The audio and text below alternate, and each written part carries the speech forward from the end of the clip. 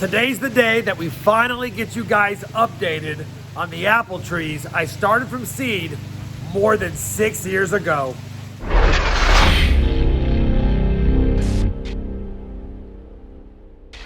Hey everyone, it's Rob the Backyard Gardener and welcome back to my channel. A lot of you have been asking about the updates on all of the fruit trees that I have grown from seed over the last several years, and so today we're going to feature the apple trees. Now I've got 4 apple trees that I started from seed, 2 of which I started January 1st, 2016, and then we've got a couple that I started from seed on May 7th, 2016, and then finally I'll give you an update on the Gala Apple tree that I got from a nursery that's been struggling as well.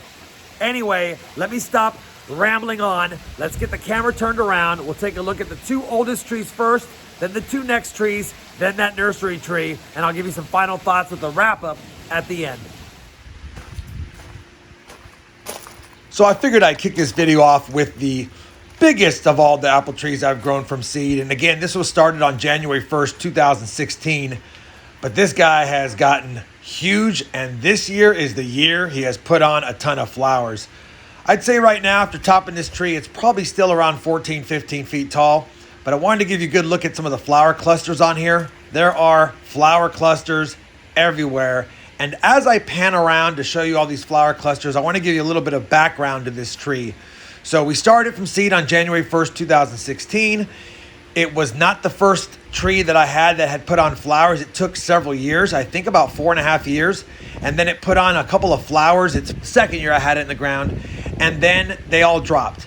The next year, which was last year, it set on flowers and actually set a few fruits, but the fruits didn't make it. Matter of fact, about a month after setting fruits, they all fell off the tree and I didn't have any fruit sets.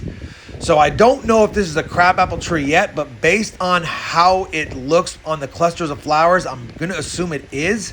And also based on the other tree, it probably is as well. But you guys can let me know based on these flowers if you can tell right now by the look of them if it's going to be crab apples or possibly an edible fruit.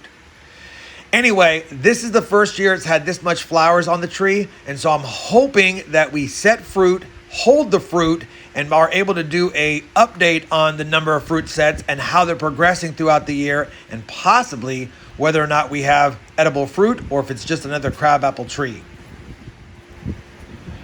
I also want to point out that I know that apple trees send up a lot of water sprouts at the base, and no matter how many times I trim these away, even at the ground level, or pull them away, they just seem to keep coming back. And I don't know if there's a remedy out there that you guys can recommend for me, but I'm going to end up having to go through all of these lower branches down here and just snipe them off once again, or snip them off, and hopefully they don't keep coming back, but they just seem to keep coming back every single time. And I do know that apple trees do that, and I do know that it does take away some of the ability to perform better as far as height and branching out when they have those. So anyway, let me know. But I'm super happy about this tree. It's a monster. It looks like it's doing well. We've got a lot of flowers on it, like I keep mentioning, because I'm super excited to see what kind of apples we get off of this tree now that it actually has a ton of flowering clusters, unlike it's had any of the previous years.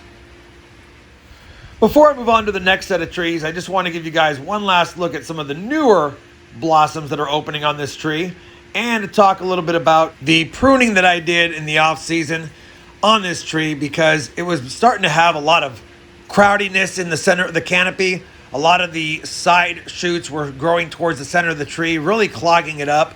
But I really was trying to get a little bit more of an open canopy down here in the middle, if you will, because if we do set some fruits, I don't want branches like these impeding any sunlight to get to the middle, or to at least get on the fruit in general.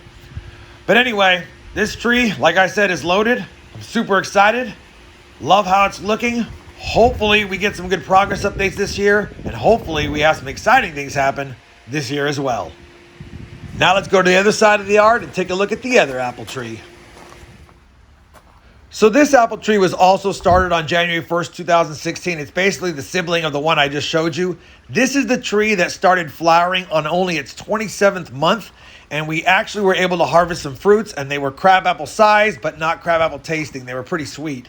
The second year, it actually set some more fruit. They got a little bit bigger, like I said in the last update, and definitely thought maybe we were well on our way to maybe getting something bigger than crab apples. But last year, the third year that it flowered, once again, we still had crabapple sized apples. And so I'm beginning to think that after 3 years of setting fruit and flowering, that maybe this tree is just a crabapple tree. But that being said, we've had to fight a lot of fire blight every time we've had pollinators. And so I'm doing this update a little bit earlier than normal than last year. Now, you'll recall that this tree actually had another branch here, and I chopped it off a couple of years ago, and it's actually performed well other than the pest eating at the bark down below. As I mentioned, the biggest problem has been the fire blight and the amount of pruning I've had to do, which has been tough to make this tree put on any size because of all of the pest damage that it's received. Another problem I have is I do need to remove all these rocks about a 2-foot diameter around this base so that I can mulch here and allow the tree to draw more nutrients, but definitely is struggling with all of the pests chewing at the bark here. I've had this covered. I've done everything I can. It has fought and survived, and it's still pretty thick, but I think between the ground, the fire blight, and the animals eating the base, this tree has just struggled. But at the end of the day, worst case, I can either graft to it or use it as a cross-pollinator for a lot of the other apple trees that I have. So on this side of the yard, I have 3 more apple trees. This apple tree right here is one that I started on May 7th, 2016. And because it's still early or mid-April, this one's just now starting to break its buds. Matter of fact, it has been sparse the last couple of years, and I think I have some nutrient deficiencies over here because this tree takes forever to break its buds. And even when it does, it doesn't set full foliage on all of the branches. And like I said, this side of the yard, it seems like all 3 trees have similar issues with late breaking buds and just sparsity with the foliage. So we have a sister plant or a sister tree to this tree. It sits right next to it about 7 feet away. Same thing, like I said, late breaking buds, sparsity on the branches, no flowers yet. Doesn't look that healthy. I mean, it's hard to tell right now until all of the leaves come in, but you can just tell the way this one looks compared to the one on the other side of the yard. Just doesn't look as great. Hopefully it fills out. Hopefully it thickens up. Hopefully I get the nutrients over here on this side of the yard solved over the next couple of months. And yeah, we'll see. This final tree is a nursery bought Gala Apple tree, and other than a couple of years ago getting 1 apple set, we have not gotten anything. And as you can see, similar to the other 2 trees, it just is so barren and so late breaking that I know I must have some type of deficiency. If you guys are familiar with what's going on and you could help me out, that would be great. I know apple trees can be very finicky, and I'm having a struggle with these 3 trees, including getting squirrels munching at all of the bark as well, including the bark down low, as you can see. Anyway, the jury's out on this Gala apple tree. Don't know if I'm ever going to get any real fruit from it or any of the fruit from any of the trees on this side of the yard. We'll have to see. Speaking of this side of the yard, my wife is actually super excited about having her own cut flower raised bed garden, so I'm excited for her. Looks like she's got the green thumb too. Well, I think that's going to do it for today's apple tree update, guys. I appreciate you that have been patient and waiting for me to do this. It's been a while. It's been over 12 months since the last update. I do plan on updating my kiwi plants tomorrow, as well as my avocado, the pear trees, and whatever else I've got going on over the next couple of weeks. Anyway, hopefully you guys enjoyed today's apple tree update. If you did, I'd appreciate that thumbs up.